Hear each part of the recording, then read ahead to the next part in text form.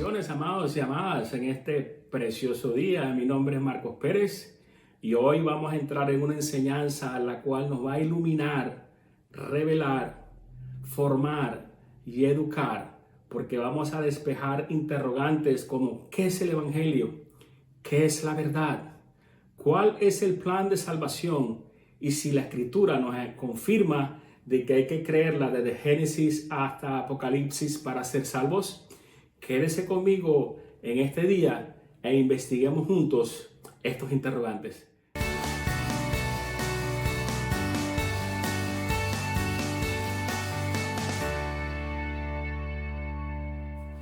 Bueno, amados, amadas, aquí estamos de regreso. Tómese o prepárese un cafecito, un té, relájese, porque hoy vamos a recibir refrigerio de unas grandes verdades que el Señor tiene preparada para nosotros. Hablando de lo que es el poder del Evangelio, tenemos que inicialmente nosotros entrar en los efectos de la palabra de Dios en nuestro ser.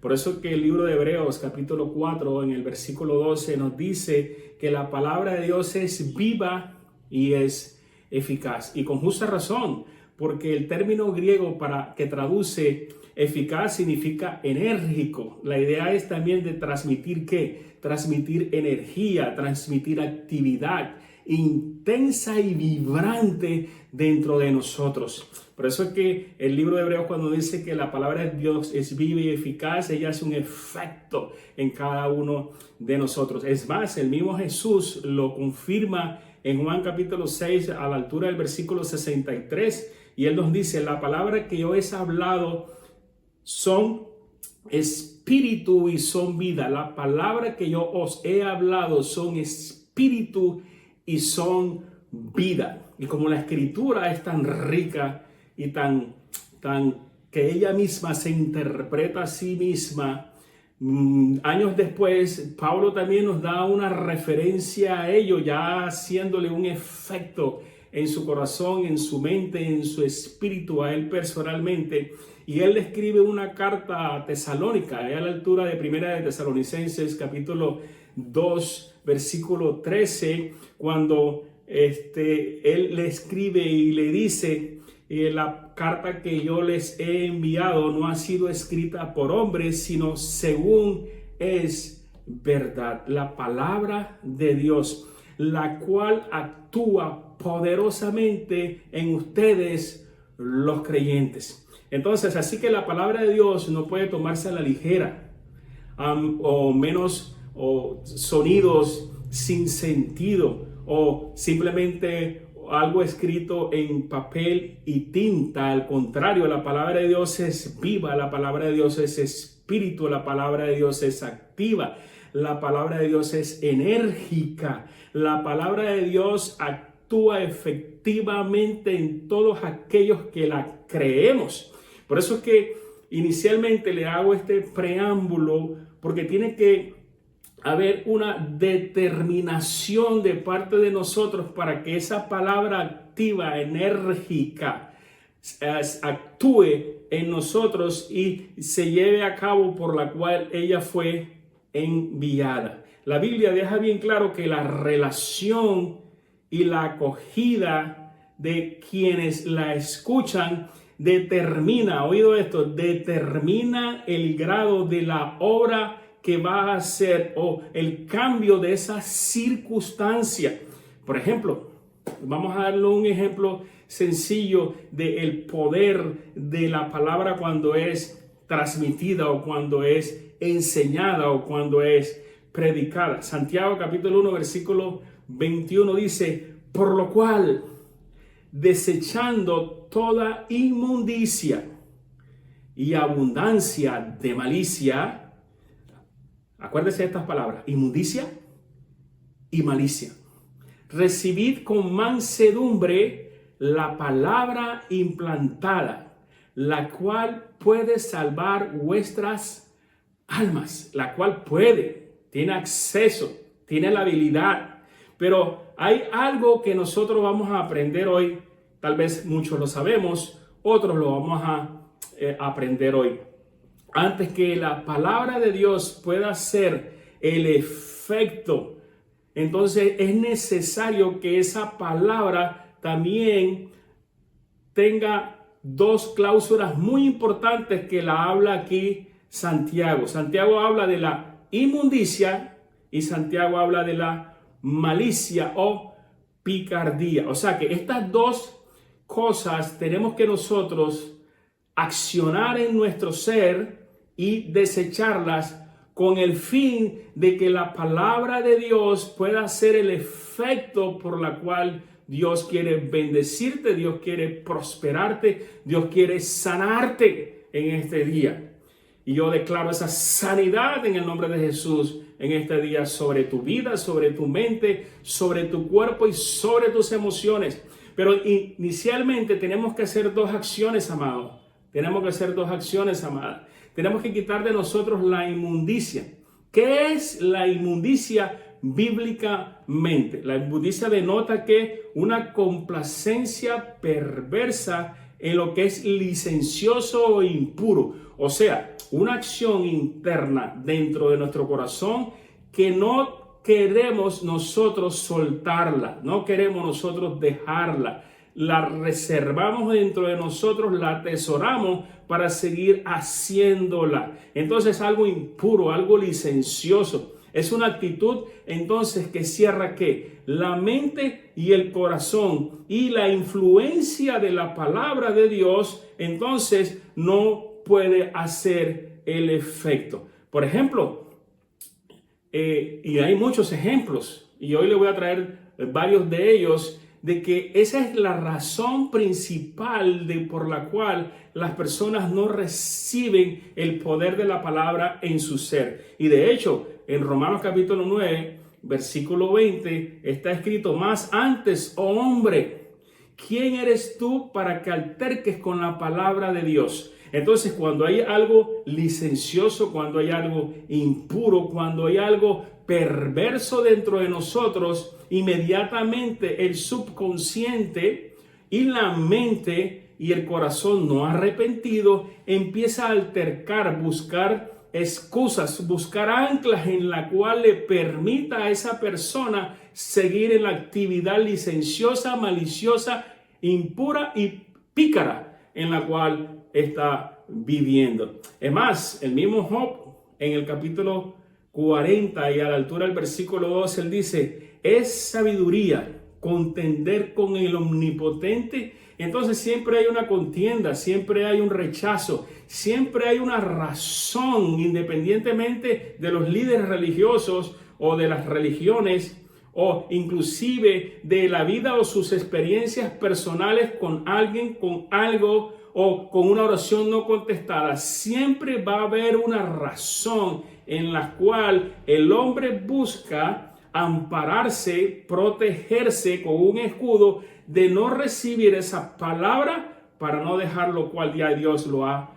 reprendido. Por eso es que la persona que es mansa, y la mansedumbre es lo opuesto a la picardía y a lo licencioso. La mansedumbre la describe Santiago como ¿qué? Como lo opuesto a la inmundicia y a la picardía. Entonces la mansedumbre sugiere la idea de ¿qué? De quietud. La mansedumbre sugiere la idea de humildad. La mansedumbre sugiere la idea de sinceridad, paciencia, apertura del corazón y de la mente. Entonces, estas características con frecuencia son asociadas en la Biblia, como lo llama el Señor, el temor a Dios. El temor a Dios es simplemente ser manso y humilde para recibir las reprensiones de Él, las instrucciones de Él, la dirección de Él, la exhortación de Él. ¿Para qué? Para que entonces nosotros limpiemos nuestro corazón y entonces la palabra de Dios pueda hacer efecto en su corazón y en mi corazón. ¿Estamos de acuerdo? Entonces, vamos a seguir. Ahora, por esta razón, entonces leemos también en Hebreos, porque es muy importante que nosotros sigamos investigando e indagando simplemente este versículo, que ahí donde está una fuente de información, de poder y de verdad. Por esta razón también en el libro de Hebreos capítulo 4 versículo 2, y tantas veces lo hemos repetido, a veces hasta como unos loritos, dice que no solo la palabra de Dios es viva y eficaz, ya la descubrimos, ya la indagamos, sino también discierne los pensamientos y las intenciones del corazón. Y Pablo describe la característica reveladora de esto cuando escribe en 1 Corintios capítulo 1 versículo 18. Él nos dice: porque la palabra de Dios es locura para los que se pierden, pero para los que se salvan, esto es, a usted y a mí, es poder de Dios. Entonces, no hay diferencia. Oído, escucha esto, amado y amada. No hay diferencia en lo que se predica. No hay diferencia en el mensaje. No hay diferencia en el predicador ni en el pastor. No hay diferencia en la palabra que se está anunciando. Es la condición en la cual el corazón recibe esa palabra. Ahí donde está la diferencia. Y esto nos conduce entonces a otra realidad importante acerca de la palabra de Dios, que también nos lo revela el mismo versículo 12 de 4 de Hebreos. La palabra de Dios no solo es viva, la palabra de Dios no solo es eficaz, la palabra de Dios no solo discierne o revela los pensamientos o las intenciones del corazón, también es más cortante que espada de dos filos. ¿Por qué más cortante que espada de dos filos? Es decir, divide a dos grupos, divide a dos clases, divide a dos sociedades, divide a los que creen en esa palabra y a los que la rechazan y consideran simplemente que es una tontería. En los que la reciben con alegría y con gozo y un poder salvador,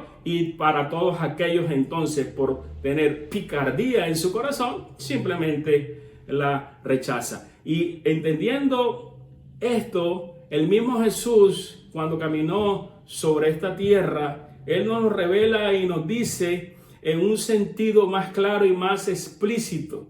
En Mateo capítulo 10, versículo 34, Él dice: no penséis que he venido a traer paz a la tierra. No he venido a traer paz, sino espada. Porque he venido a poner ¿qué? Disensión entre el hombre contra el padre, la hija contra la madre y la nuera contra la suegra. ¿Por qué el Señor nos deja saber esta gran verdad? Porque la palabra de Cristo, cuando fue predicada y cuando aún sigue predicada, entonces divide a dos grupos.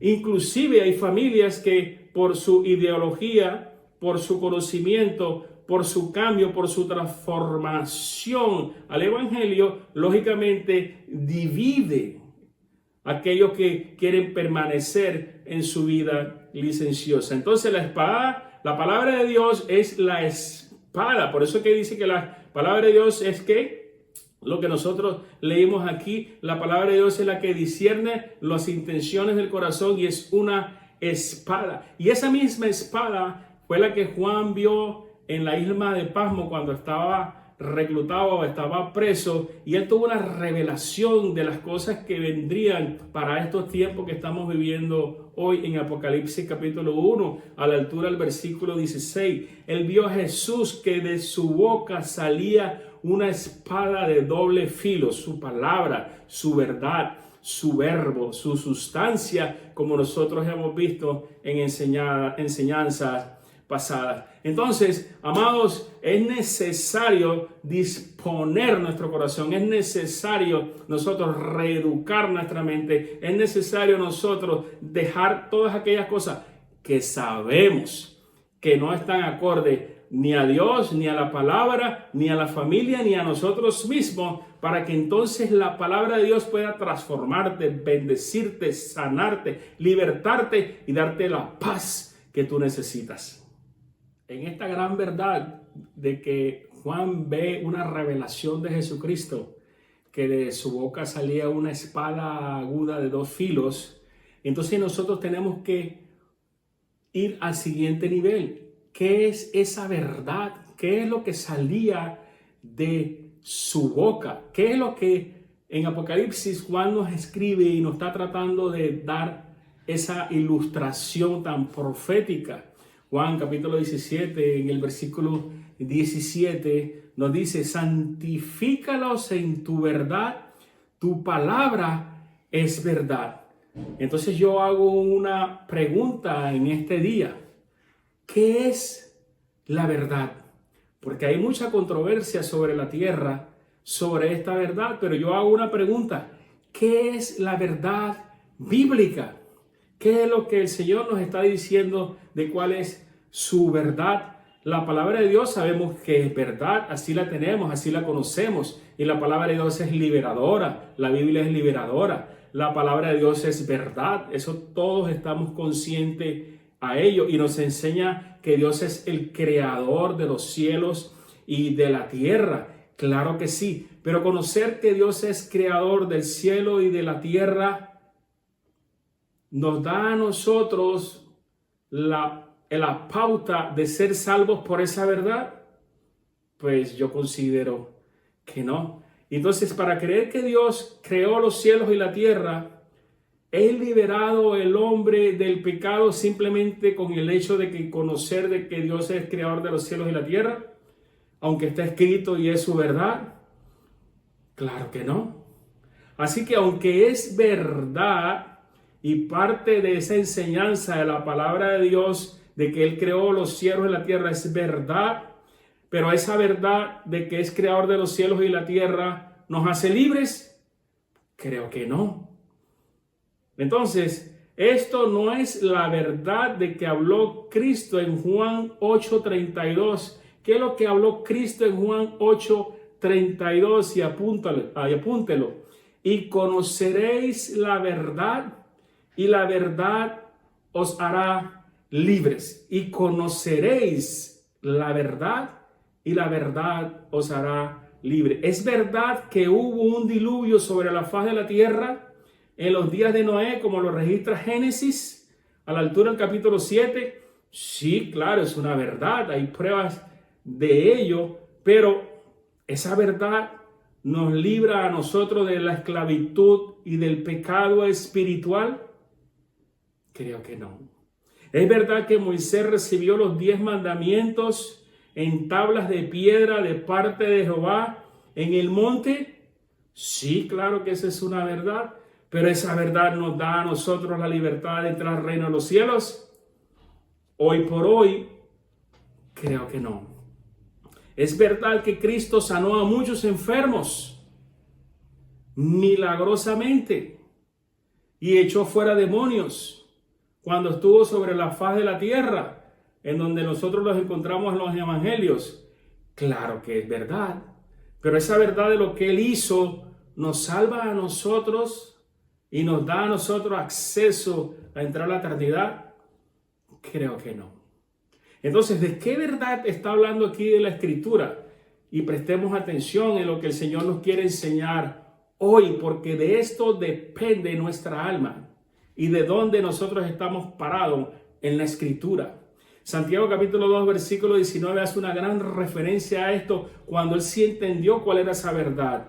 ¿Tú crees en Dios que es uno? Sí. ¿Cuánto sobre la faz de la tierra lo aceptamos y lo creemos? Sí. Pero también dice la Escritura que también los demonios creen en Dios y tiemblan. Pero esta verdad no liberta al hombre, ni tampoco esta verdad salvó a los demonios, ni a Satanás. Pero es esta verdad que libra al hombre del pecado y de la muerte. ¿Cuál es esa verdad? Es mi gran pregunta hoy y es la esencia del título en el cual Dios me inspiró a poner hoy: el poder del evangelio. ¿Cuál es esa verdad? ¿Se ha preguntado cuál es esa verdad? Entonces, para poder entenderla y poderla encajar conforme a la Escritura, tenemos que entonces ir a un idioma original en la cual fue traducida inicialmente del hebreo al griego. Esta verdad significa o fue traducida realidad. Entonces ya pasamos de una verdad genérica a una realidad. Y esa realidad Juan dice en capítulo 1, en el versículo 14, dice, y aquel verbo, aquella sustancia, aquella palabra, aquella espada, fue hecha carne y habitó entre nosotros y vimos su gloria, gloria como del unigénito del Padre, llena de gracia, oído esto, y de verdad. Entonces, llena de gracia y de realidad. Entonces, pues la ley por medio de Moisés fue dada.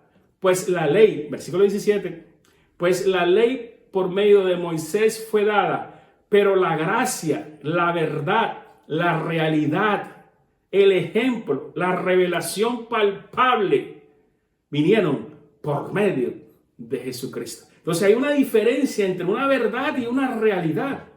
La verdad es la escritural, la realidad es la de Jesucristo. Entonces, la verdad no es llamada verdad doctrinal. No podemos llamar la realidad de Jesucristo como una verdad doctrinal, sino la realidad de las cosas divinas del Señor mismo. Ahí es donde viene la diferencia entre la religiosidad y la comunión con Dios, con Jesucristo y con su Santo Espíritu. Porque el que atesora su palabra en su corazón, sin malicia, sin picardía, y la limpia, entonces hay una revelación interna en su espíritu que le da la realidad de Jesús y no simplemente dogmas, doctrinas, mandamientos de hombres que cargan, que afligen, que agobian el alma y nos sentimos muchas veces culpables cuando violamos alguna de ellas, porque lo estamos haciendo es por voluntad mental, no por obediencia o revelación espiritual. Son dos cosas diferentes. Entonces, el hombre purifica su alma del pecado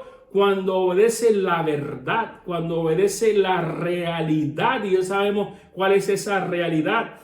Pedro, el que era impetuoso y violento y aún Dios lo amaba profundamente, entendió esta verdad o realidad. Primera de Pedro capítulo 1 versículo 22 dice, habiendo purificado vuestras almas por la obediencia a la verdad. ¿Por la obediencia a quién? A Jesús, a la verdad. Acuérdense que nosotros vimos la semana pasada de que esa verdad, esa realidad vino y se hizo carne.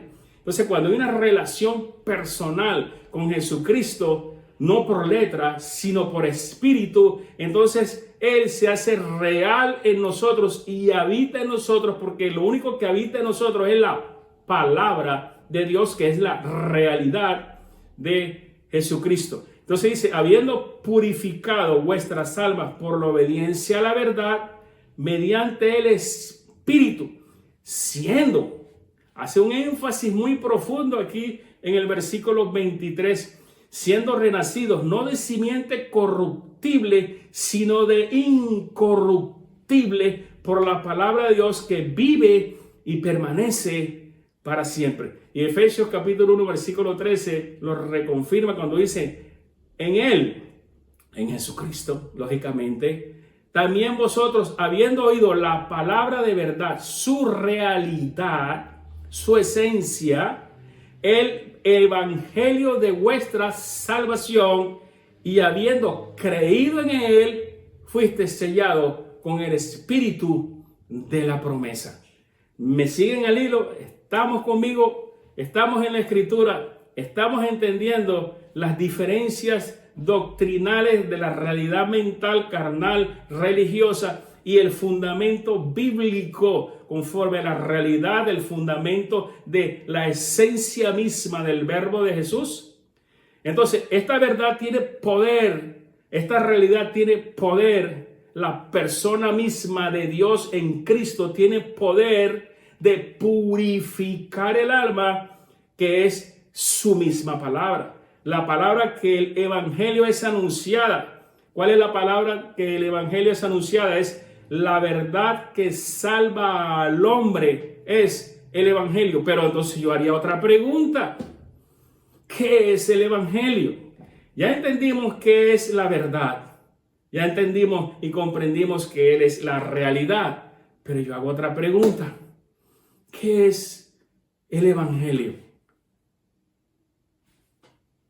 ¿Me contesta, por favor? Entonces, la palabra de verdad se define como el evangelio de vuestra salvación. Vamos a darle pistas. La verdad que el hombre necesita para conocer el evangelio. Es la verdad, es la realidad. No hay manera de entrar al evangelio si primeramente no hay una realidad de su verdad. Entonces, el poder de Dios para salvar al pecador es el evangelio. Pero, ¿qué es el evangelio? Interesante, ¿verdad? Muchas personas suponen que el evangelio sea todo lo que Cristo hizo sobre la tierra. Sus apóstoles, sus enseñanzas, lo que está escrito en el Viejo Testamento, o tal vez la unión entre el Nuevo y el Viejo Testamento, o simplemente nada más las cartas paulinas y el libro de los Hechos. Pero no es así. La Escritura no hace un hincapié en esta clase de enseñanza. El Nuevo Testamento contiene toda la doctrina de los apóstoles, todo lo que Cristo marca, todo lo que Cristo hizo, todas sus profecías. Claro, ahí encontramos mucha información, pero todo esto no es el evangelio. ¿Qué es el evangelio? Le voy a dar 5 segundos mientras que usted se toma ese cafecito espumoso en la comodidad de su casa y medite, y ya regresamos en 30 segundos. ¿Qué es el evangelio?